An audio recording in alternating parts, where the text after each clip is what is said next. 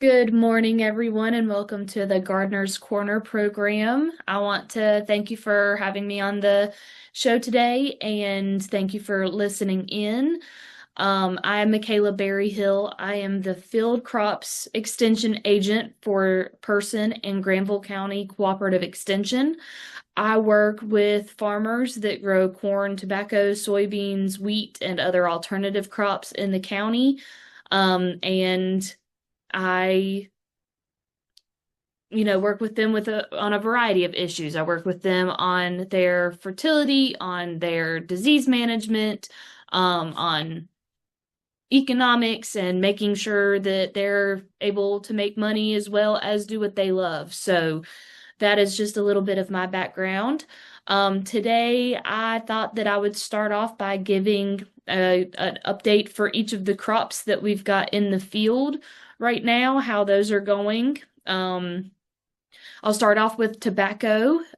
So it has been a rough year for growers. We've had a lot of periods of extended rainfall and heavy rainfall mixed in with periods of extended dry, which is never good because the periods of extended rainfall, they hurt the roots of the plants, and then during the periods of extended um, dry, it's difficult for those plants to pick up nutrients and water because those roots are compromised. So you can imagine that has made it a pretty difficult year for growers. From what I've heard from multiple people across both of the counties that I serve, the quality has been uh, decent to excellent. So we're having some pretty good quality this year. In some cases, the tobacco is a little bit thin because, again, we had those periods of, extended dry where the plant wasn't able to take up enough water, and so that caused the leaves to fill out a little bit on the thin side. But all things considered, we are having some relatively good quality. Now, along with that, I've heard some reports of some barn rots, which makes sense because that also comes along with pulling tobacco as it's wet, and we haven't really had a choice this year. We've had to pull the tobacco whenever it's wet because it's fallen off in the field. So while we're having good quality in some aspects, it's being compromised in others, which makes it difficult to manage. As far as yield, I've heard that most folks are on the lower side of yield. And of course, there's pockets within the county where yield is not as affected and yield was more affected, and it kind of tends to go with which areas got the heavier rainfall. But it seems like we might be on the short side this year for growers trying to fill their contracts. So um, that's not great news, but I have not heard of anybody that is so extremely short that they're in trouble. So at least we're getting some yield, and like I said, that quality tends to be a little bit up there. So hopefully that will allow for the growers to get the returns on their tobacco that they're wanting. It seems like it's going fast. We are harvesting this tobacco very quickly. It's getting out of the fields and into the barns and moving through very fast. The tobacco is able to be cured a little bit faster, again, likely because it's on the thinner side. So farmers are really trying to get it through. And I'm sure that you have felt these little cold snaps that we've been having lately. And those understandably are making the farmers a little bit weary because they are worried. Excuse me, they are worried that there's going to come an early frost this year. So, it's probably a good thing that we're on the thinner side because growers are able to get that tobacco out and not have a great crop loss if we are to have an earlier frost this year. From talking to most growers, I think that we're going to be finishing up in the barns, definitely within the next month. A lot of growers are going to be done before we even get into October. So that's a very, very early tobacco harvest season, um, winding up for us. Switching over to some of the grain crops, we're having a much better corn year than we did last year, but it's still not necessarily a great corn year. We're again in one of those situations where if the corn drowned, it didn't come out too good. And if the corn had too extended of a dry period during grain fill, it's not too good. But if you are in that little happy middle ground, you might be pretty happy with your corn crop right now. It's really up in the air how most farmers feel. Most farmers have gotten their combines out and have started going through the grain, but it's been wet. And whenever I say it's been wet, I mean the grain has been wet. We have had some periods of dry weather, but again, it follows periods of rainfall, so that grain gets soaked up with a bunch of water, and it's really high moisture where it's difficult for farmers to harvest it, especially if they don't have a grain dryer because they can't dry it down, or it's difficult to dry it down without a grain dryer. And you can, get pinged for that whenever you take it to the grain elevators. So that's something that growers are fighting with right now, is both wanting to go ahead and get that corn in the bins or to the elevator if they want to, but not necessarily wanting to go through a bunch of green material or get some really heavy moisture grain, because it can also cause some problems with stopping up equipment and not being able to be moved very well. So corn harvest is happening. It's I would say on the slow side. Most farmers are kind of leisurely going through that. Tobacco is the really big one that everybody is paying attention to right now. As far as I know, no soybean harvest has really came, but I know that some soybeans are starting to get ready. Again, it's taken a while for those soybeans to dry down. They're kind of staying green from that extended wet period. And I have seen some cases of Cercospora leaf blight, which is a disease that gets on the soybeans. And farmers, if you've ever seen your soybeans turn purple, you've got your soybean seeds that you're harvesting and they've got a bunch of purple spots on them. That's caused by Cercospora. And there's actually a student at NC State that is doing some research on Cercospora leaf blight. And if you are willing to let her come out and take a few samples of your plants, then let me know and I will get her in contact with you so that she can come out and do that. Because we don't really know. We know that Cercospora leaf blight can cause these purple seed stains, but it's not the only cause of these purple seed stains, and sometimes it doesn't cause the purple seed stain. So we're just trying to learn a little bit more about that. And why do you care? And it's because sometimes, not all the time, but the elevator can dock for purple seed stain in some cases. They won't always dock you for it, especially if it's a mild. You only have a few, but they can in some cases. So you, of course, don't want that to happen, so we need as much research on that topic as possible so that you're not getting docked. Now, with harvest season, and this is something that I try to talk about a lot on here, it's something that's close to my heart because my husband is a farmer and he is driving around on the roads with farm equipment, and it scares me to death, him out there with other folks on the road. So I beg you, as you are driving around, as you see farmers on their equipment, they're moving slow, you're in a hurry, I completely understand, but please pass them with care, pass them whenever it is safe, and be on a lookout of their surroundings. If they're in a big combine, make sure that they're not going to have to swerve out around mailboxes. Make sure there's no big guardrails or some big drop off the side coming up soon that they're having to deal with before you pass, because that can be very dangerous for them and you. Because let's be honest, if a car crashes into a combine, what's going to win, the combine or the car? So you definitely don't want anything happening where your vehicle is going to come in contact with that piece of equipment. And I sure don't want your car to come in contact with that piece of equipment. So just some pieces of advice as you're going down the road and you are seeing these big pieces of equipment. Know that it is legal to pass slow-moving equipment like that on double yellow lines, but slow down. Make sure that you can see before you pass. Don't pass if you don't know what's coming up around the corner. And if you start trying to pass a piece of equipment and they swerve out in your way, don't start cussing them.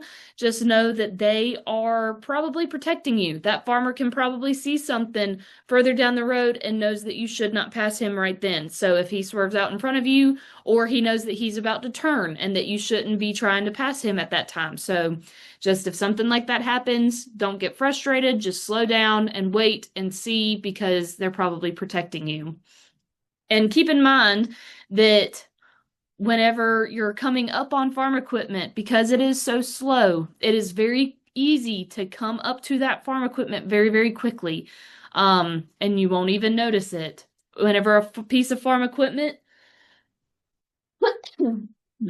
excuse me, whenever a piece of farm equipment is traveling at about 15 to 20 miles per hour, which tends to be about how fast they go, and a vehicle comes up behind them going 55 miles per hour, you can rear end that piece of equipment that is about 300 to 400 feet away in just 5 seconds. So you think about if you were turning looking at your phone, or turning and trying to grab something from your seat or whatever, that 5 seconds passes very quickly. And so you can come up on that equipment very, very fast. So if you see something, immediately start slowing down. Also stay slow as you are going around the piece of equipment, because if you are going too fast, turbulence from your car can hit that large piece of equipment, especially things like combines, which are not very aerodynamic. They're not used to going fast or having a bunch of fast winds coming around them. And it can make the piece of farm equipment to swerve uncontrollably. And we definitely don't want that happening. The next thing is to make sure the farmer can see you. Typically, if someone is driving down the road in a piece of equipment, they're checking all of their mirrors pretty regularly to make sure that there's, if there's people behind them, all that kind of stuff. But they're paying attention to a lot of things at the same time. If they're in something tall, like a sprayer or a combine, they're looking for, power lines that they could run to, or power poles. They're watching for mailboxes on the side of the road if they have wide equipment that could potentially hit guardrails or mailboxes. And so if there's a lot of things going on, or a lot of things that they're passing at the time, try to make sure that the farmer knows that you're there before you go around him. And make sure that none of their equipment is necessarily blocking you from their view. So try to not get into any blind spots around the equipment. If you can see the farmer's face in his mirror, or you can tell he's checking behind him every now and then and he saw you, then you're good. But if you can't see that farmer's face, you need to get into a place behind him where he can see you. Stay a safe distance away from the equipment. The equipment can't stop very quickly, and it can be difficult for the equipment to move or swerve or anything like that. So if you stay back about 50 feet, it gives the farmer a little bit of room to be able to react. These vehicles also make really wide turns. You could see a piece of farm equipment swing really heavily to the right or really heavily to the left, and you could think that they're about to pull over or about to let you pass them, but really they're making a turn. So, if a farm equipment pulls over to the side, make sure they are not about to swing and pull into a driveway, because if they are pulling over to the right side of the road, about to make a left turn, and you go to pass them, you are in the direct danger zone for that piece of equipment, and they're going to run into you. So make sure you know what that piece of equipment is doing before you pass them. And again, go slow whenever you're passing them. You don't want them to swerve or to, lose control of the piece of equipment or anything like that whenever you're going down the road. Again, we have a lot going on. There's a lot of crops coming out of the field right now. You probably see tractors and trucks pulling tobacco, and big dump trucks with grain in them, and you're probably going to start seeing planters here pretty soon putting wheat into the ground, and you see combines that are getting grain out of the fields. just be very careful whenever you're going around these equipment, and give the farmer some grace and keep them safe, because those farmers are trying to get food on your tables and they have a family, a wife and children to get home to. And so just make sure you're watching out for yourself as well as them while you're on the road. With that, I'm going to stop and let us go to a commercial with our sponsors for the Gardener Corner program, and I will be back soon. As we start heading toward the fall season, we can already be thinking about the cooler days of fall that will be here soon, when we really get to enjoy outdoors and doing our fall lawn and garden work in our flower gardens. It's also time now to kill those weeds in the lawn and be ready for fall seeding. T.G. Brooks Supply Company has the chemicals to do it. They are fully stocked for fall, and meanwhile, if you still need irrigation, they have plenty of irrigation needs, such as hose and sprinklers and piping. For your work in the yard, they have yard tools like rakes, hose, diggers, choppers, pitchforks, pruning saws, loppers, wheelbarrows, and lawn carts, and even lawn sweepers. And for your fall flower bed, they have your hardwood mulches and dyed mulches, and that really good triple ground mulch. They have mulch in bags or by the trailer load or pickup load, and they can arrange delivery for you if you need it. So this year, beautify with fresh pine needles for planting, for you get you some topsoil, planting soil, and they have cow manure. They have, by the way, they have the Pride dog food, including the Pride Pro Series. No matter if you're the homeowner or business owner, they can fill your fall needs. If you are the professional landscaper, they can handle commercial accounts. It's no wonder people from every corner of Person County travel to T.G. Brooks Supply. They love the friendly family business where every customer, no matter how large or small, is treated with courtesy. They serve homeowners, farmers, and those in construction. They have since 1936, where they remember Maybell's Boutique across the street. For children's clothing, remember Maybell's Boutique. Shoes and other needs for children. We are all thankful, and definitely it all comes together when you pay a visit to T.G. Brooks Supply and Maybell's Boutique, Helena Maria Road in Timberlake. Are you ready to tackle your next big project? Look no further than Milam Rental, now proudly certified as a woman-owned business. For all your equipment needs, whether it's excavating, landscaping, or aerial equipment, Milam Rental has got you covered. From big to small jobs, we've got the right equipment for you. Visit our website at milamrental.com or call us at 434-334-2884. Milam Rental, where one call does it all. Located at 5190 South Boston Highway in Sutherland, Virginia, not far from the Highway 58 and Highway 62 intersection. Welcome back, everyone, to the Gardener's Corner program here on Radio Roxborough. Thank you to the sponsors for this show for allowing us to do this show every week. Again, I am Michaela Berryhill. I am the Field Crops Extension Agent for Person and Granville counties for North Carolina Cooperative Extension. I work with corn, soybeans, tobacco, and wheat are my main crops, but Cooperative Extension can help you with a variety of different issues. If you've never checked into this program, we talk about a variety of issues every single week. I typically cover field crops. Johnny Coley will talk about gardening and a variety of other topics. Kim Woods discusses livestock and forage and pasture management. And Jennifer Brown talks about family and consumer sciences. And our 4-H agent is currently out on maternity leave, but Haley will talk about our 4-H and other youth programs. So continue to check in on Fridays from 11 to 12 to listen more from Cooperative Extension with the Gardener's Corner program. For this next part of the program, I wanted to discuss some things that farmers can be doing as they look forward to this growing season. So we are at harvest. Farmers are currently getting summer crops out of the field, and they are soon to be planting wheat behind those summer crops. Almost behind all of the tobacco, wheat is planted to hold the ground together, and typically behind corn and soybeans as well. We are planting winter wheat and some other crops behind that. So I just wanted to talk very briefly about some things that farmers can do now to ensure the success of those crops.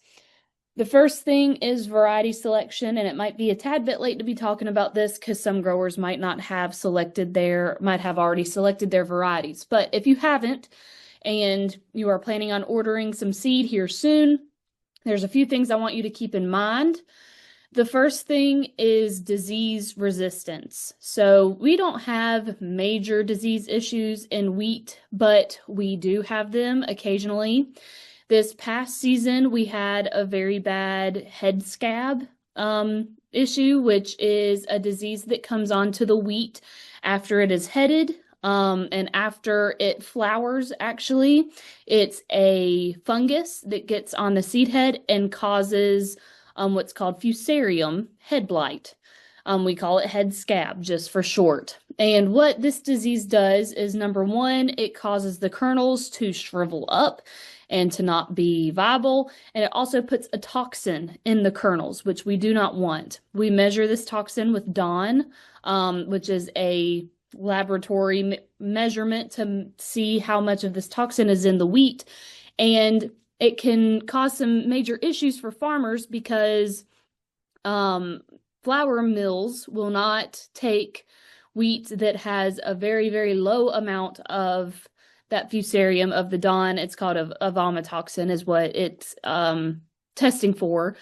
Flour mills don't want it. That's where we get the highest prices for our wheat typically is at flour mills, but even the feed mills, which is where we sell wheat that goes on to feed animals, even they don't want it over a certain level because it can be toxic to animals as well, even mixed in with other grains in their feed. So this is a way that farmers can lose money very quickly if they have grain that has too much of this toxin in it. So the best way to prevent this disease is choosing a variety that has resistance to this this disease. So as you're looking at your varieties, I encourage you to both look at high yielding varieties, but also make sure that they have that disease resistance, because while you can spray fungicides later on in the year to try to combat this disease, if it ends up being a heavy fusarium head blight year, it's not 100% effective. Typically, you can only get up to 50% control of that disease if it is a heavy disease year, if you don't have a resistant variety. And I don't know any farmer that would be happy with spending money on a product that will only give you 50% control. That's just not economically feasible. So look at your varieties, make sure you've got some resistance. Another disease that we don't have major issues with in this area, but I have seen a few situations where this has came in, and it's actually an insect, but we put it in the disease category for some reason, but it's Hessian fly. Hessian flies come into the wheat during tillering, so they'll come in typically in early or in a late fall, or they can come in early spring after we kind of get out of the cold dormant stage, are typically the timelines that we see Hessian fly. And again, this is something that we cannot control with pesticides because the flies lay their larvae inside of the stem of the wheat, and so you can't spray anything to get into that area because it's covered completely. And that will very quickly devastate a wheat crop if you have no resistance in it. Again, not a major issue, but if you can select, if you're between two varieties and one of them has head scab resistance, I would suggest that you go with that one, just in case.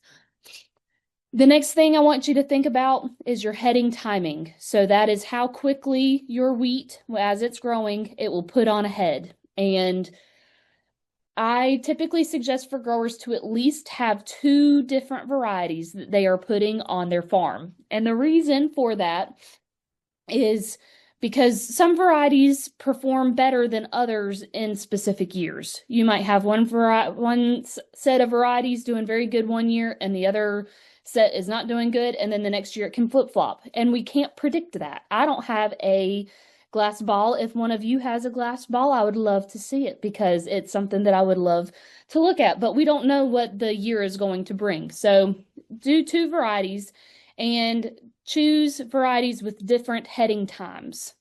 You want to plant late heading varieties early, and you want to plant early heading varieties late. And that's probably sounds backwards from what you think it should be, but the reason that you do that is to prevent any, it helps prevent any frost damage that could happen to those varieties and improves the way that the sunlight and the growing degree days impacts that wheat variety. There's a lot of research that supports this. So again, late heading varieties early, and then early heading varieties late.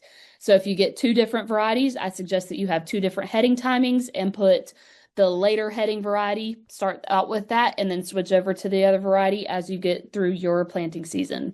And just as an additional note, the optimal time to be planting wheat in this area is October 15th. That doesn't mean you have to start at that point. That is just the optimal time. So you kind of want to try your best to center your wheat planting around that date.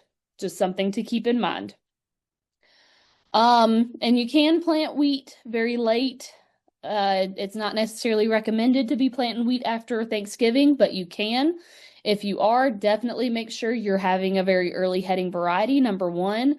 And number 2, make sure that you're getting some nitrogen up under that wheat to help support it into some early tillering, because that's the biggest thing you're going to have issues with is tillering.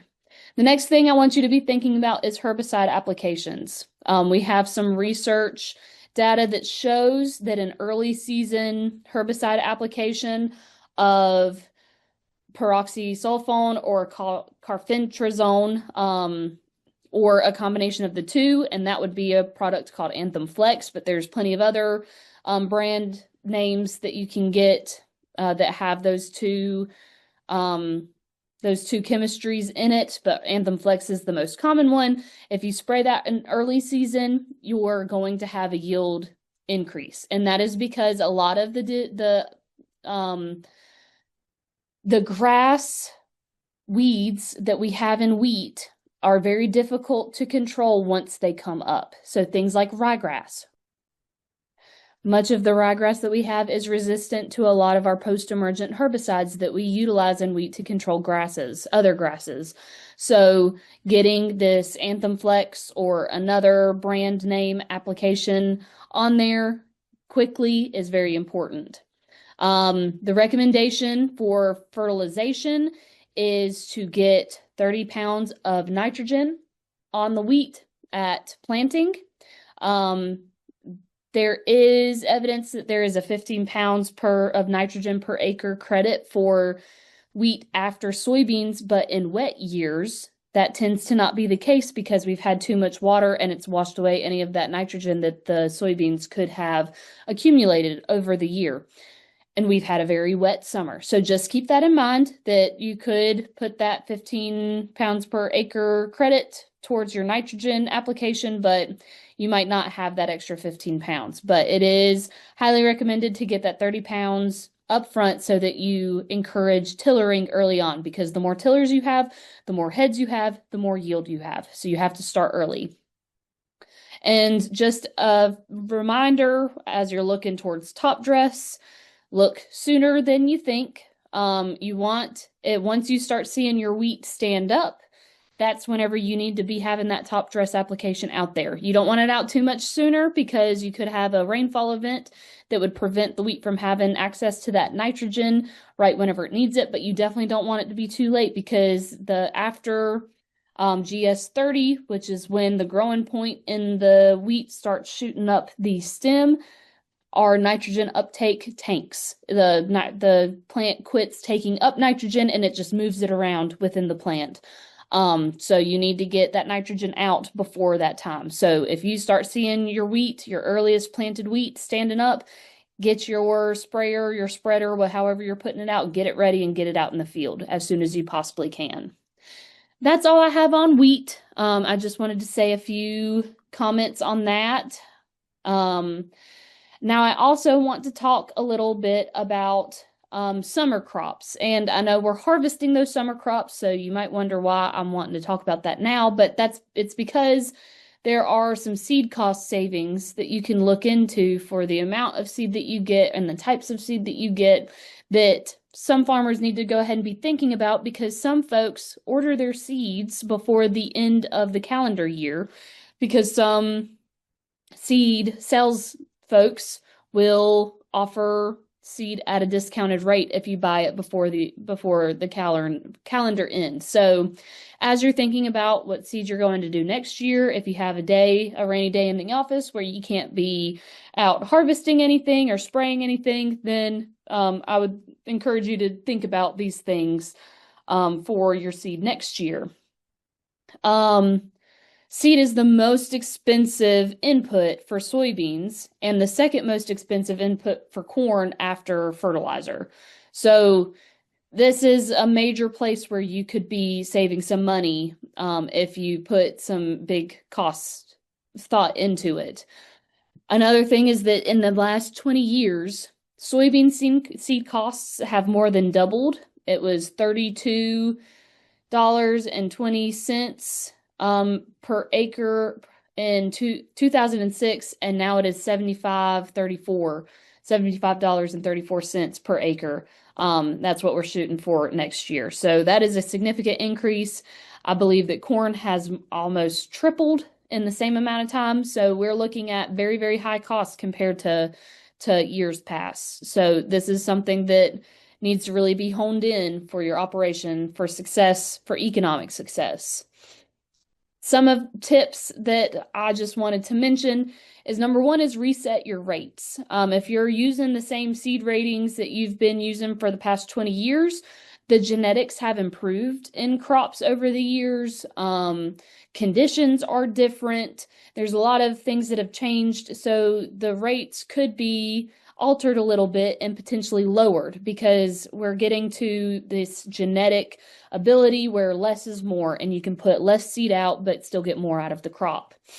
There are some trials in Indiana that showed that final corn populations that were below 30,000 plants per acre yielded the same or have a very minimal difference to plant populations that were over 40,000 plants per acre. Now, we're not in Indiana, we're in a very different setting, but that same concept would probably hold true that major differences in corn population might not really have that big of a difference on your final yield. So if you are pushing up on the higher ends of our corn population recommendations, if you're putting more than much over 35,000 plants or seeds per acre, you might can back that down a little bit. If you're up at the 36 and 38,000 plants per acre, you might can back that down just a tad just to save a little bit on your seed cost, and you likely will have the same results.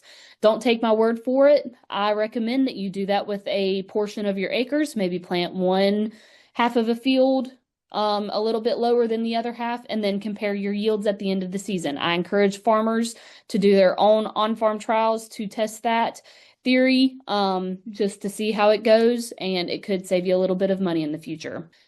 You want to adjust your corn based on your field productivity. You want to put more plants, more seeds on your corn acres that are higher producing acres. So your best fields for your corn, you want to put more seed there because that land can support those corn plants and it'll allow those corn plants to grow. On your areas that isn't great corn land, that you typically don't have those high yields, you want to back off on the seeds because the land cannot support those seeds and you're just going to have more corn stalks out there, but they're only going to be halfway filled up versus you could put less out there and they'll be completely filled up. So you want to think about that. That is another way that you can back off on your rate in some areas. Soybeans are backwards from that. In areas where you have poor soybean producing fields, you want to put more seeds out on that field. Highly productive fields, you can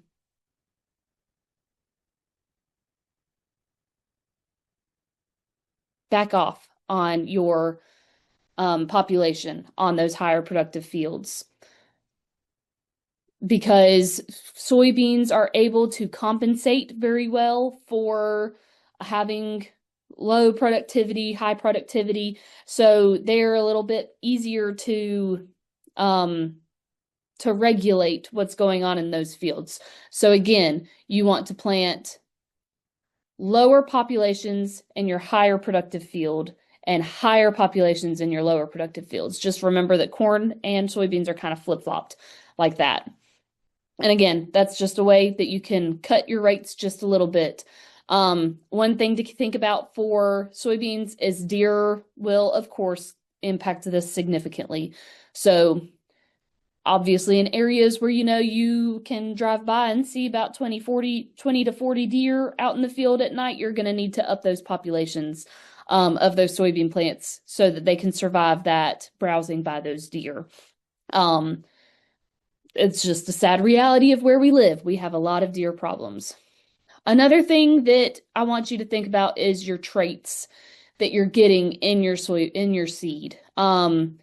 So top yielding varieties, they tend to be pushed, and they typically have a large collection of traits. So they'll be BT tolerant, they'll be enlist, and they'll have a lot of herbicide resistances, and they'll have a lot of disease resistance and insect resistance all in one plant. Especially corn. Corn tends to stack these traits in the corn. And I want to make this clear, those are not all GMO traits. A lot of those are just traditionally bred traits that have resistance to those different populations. So just wanted to make that clear. This is not necessarily highly genetic modification. It's just disease or breeding that has been done over time. So one thing to think about, do you need BT corn? It has been shown pretty consistently in North Carolina that you can have the same amount or the same yields from BT and non-BT corn of comparable varieties. And that could reduce your corn seed price pretty significantly. So pay attention to that. Think about what pests you do have, especially in your corn. What diseases do you have? What things have you seen in the past? What do you have a lot of? Some of the bigger foliar diseases that I've seen in this area are things like gray leaf spot. We've had some ear rot issues in the past.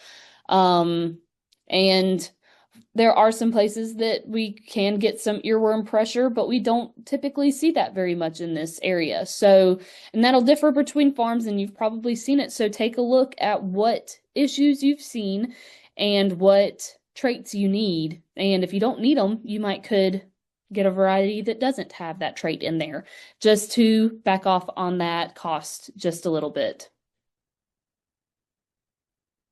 Another thing that I would encourage you to do is utilize things like the North Carolina Variety Selection Tool. Chase profitability, not just yield. Take a good look at the performance of these varieties, but then also look at the price and your yields. Calculate up your bottom line and make sure you're not just chasing those high yielders, that you're getting the best bang for your buck, basically.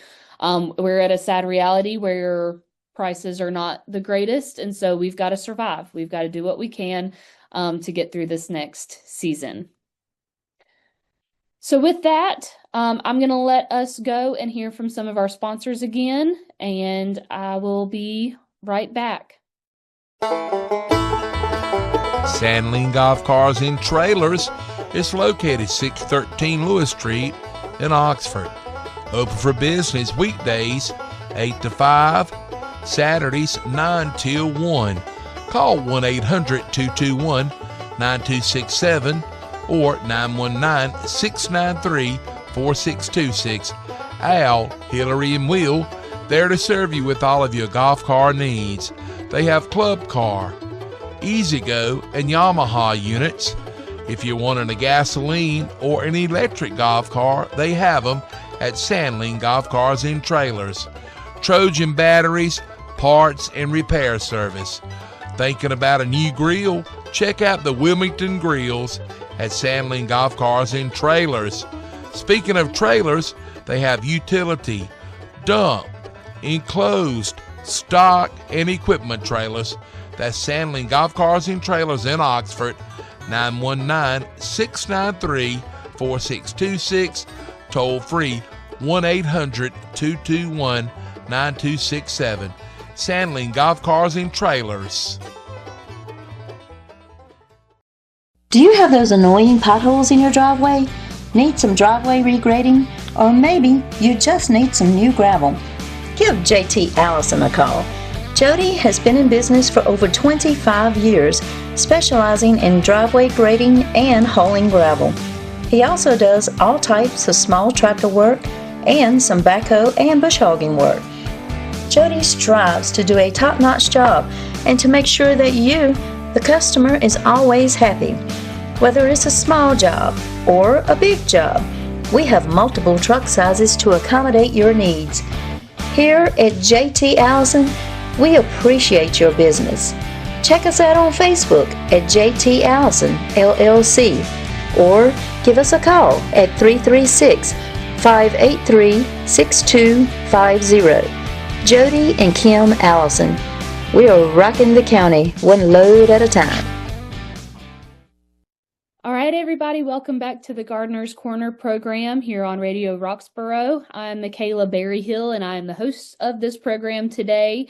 I'm the field crops agent for Person and Granville counties for North Carolina Cooperative Extension. I work with corn, tobacco, soybeans, wheat, and alternative crops, and with the farmers in the area. So the last thing that I want to cover today on some row crop type of updates is just a warning to some farmers that purchase their fertilizer and hold it on their farm or anything like that. Just a slight warning that to keep in mind that UAN, which is a fertilizer, common fertilizer, liquid fertilizer that growers use, it might be tight as we come into next summer. We all know that there are some tariff things going on. I'm not here to talk about politics in any way, shape, or form, but we all know that there are some trade things going on and some big things going on way up high in our political system, and that could have some repercussions on the prices of the things that we have. And there could be some import disruptions for UAN because of tariffs. Right now, we don't necessarily have any tariffs with Russia, who is who we get a large portion of our UAN from, but who knows what could happen. It's all very up in the air. It seems like there might be some discussions on this topic coming up. So you might want to go ahead and be planning how much you need. Go ahead and get in contact with your provider, to your supplier, whoever you purchase your UAN from, and possibly any other fertilizer. I haven't heard anything about the other fertilizers that we typically use, but you may just want to go ahead and if you have the ability to get it on your farm and to store it, might be a good idea for you to go ahead and do that, just so you have it for next year and you're not scrambling at the last minute trying to get a hold of anything like this. And that's the last major field crops topic that I want to talk about today. And now I'm going to get into some upcoming events from North Carolina Cooperative Extension. I'm going to start out with the FCS program, the Family and Consumer Sciences program ran by Miss Jennifer Brown. She's got some good events coming up here soon. One is a cooking workshop. is a series, excuse me, it is a webinar series where there's a majority of topics. You can join it from the comfort of your own kitchen. As they bring the topics to your screen, they include ice cream making, cooking for 1 or 2, healthy lunches, charcuterie board basics, gluten-free cooking, holiday gifts from the kitchen, salmon, and cooking with cactus. It's going to be going out via Zoom. Viewers will receive ingredient lists and preparation instructions before each session, and then you can have that as you follow along during the program, or you can just watch it and try out the recipe later. Each cooking session will also feature a live question and answer session where participants can seek expert advice, learn helpful tips and tricks, and connect with other food enthusiasts from different states. So Get the Dish is the name of this series. It's going to take place each week on Tuesdays, and it'll be from 2 to 3 o'clock, starting September 30th and going in through November 18th. If you have questions about that or would like to register for that, you can go to our website at person.ces.ncsu.edu, or you can call our office and ask to talk to Jennifer, and she can get you hooked up on that. The other thing she has going on is the monthly Lunch and Learn workshop. You can join them for practical ways to care for your mind and body. Whether you're feeling stressed, overwhelmed, or just curious, this event is for you. They will have Katrina Wesley as a guest speaker. She will talk about self-care planning, host a discussion on mental health, coping techniques, and mindfulness. It's $5 to participate in this. It's due by next Friday, October 3rd, to room 123 of the Extension office. And we're here on the middle floor at the county office building. So keep those 2 events in mind. Another event that we have coming up is a chainsaw safety and natural disaster preparedness workshop. It's called like I said, it's going to focus on chainsaw safety and natural disaster preparedness. It's going to be November 14th and 15th from 9 a.m. to 4 p.m., so it is an all-day thing. There is a registration fee. It's $40, but they're going to provide food, snacks, and all sorts of things for you at this workshop. It's going to be hands-on. You'll learn chainsaw safety techniques, temporary fencing, and natural disaster preparedness strategies. If you are interested in this, you can contact April Schaefer, and you can reach out to us either at the Person or Granville County Extension office for more information on that. 2 more things coming up that I just wanted to mention that we've got a while before they get here, but we are hosting 2 Keeping the Farm workshops in the area. We're doing one in Granville County, and then we'll be having one in Person County. And while we will have some county-specific information as related to the tax office, growers or landowners in either of the counties could go to either of these events and get a lot out of them. So the Granville County event is going to be on October 28th at 8 in the morning at the Granville County Expo and Convention Center in Oxford. Again, you can go on our website to register for that or give us a call if you are interested. It'll go the majority of the morning, end at about lunchtime. We won't be serving a meal, but we will have some snacks and things out there for you. We're going to be doing something very, very similar in Person County. It's going to be on December 3rd at 8 in the morning here at the Person County office building at 304 South Morgan Street. Again, these events are geared towards landowners to learn about taxes, estate planning, conservation practices, and more. They're very good events. For me, a lot of those events, they tend to teach me more about what I don't know than what I actually learn at those events, and it'll get you thinking about what you need to do, especially if you have a farm that might be about to go through a generational change. It's a good idea to come out to that event. And that is all I have as far as announcements from our office on things that we have coming up.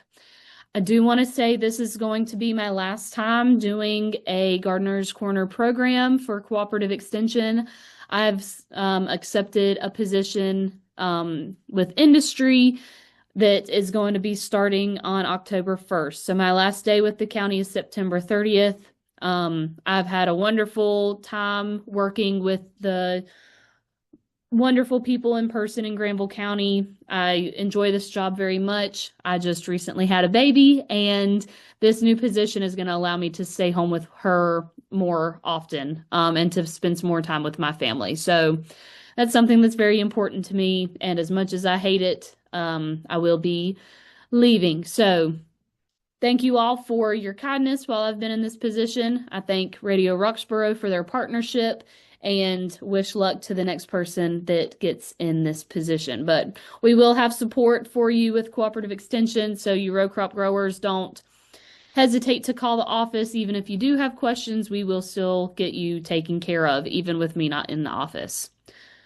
With that, I want to remind everybody of our contact information. If you have questions about anything that I discussed today, please give us a call at the Person County office. That number is 336-599-1195. Again, that's 336-599-1195. And then the Granville County office number is 919-603-1350. That's 919-603-1350. And we would love to hear from you. So thank you all, and have a wonderful rest of your Friday.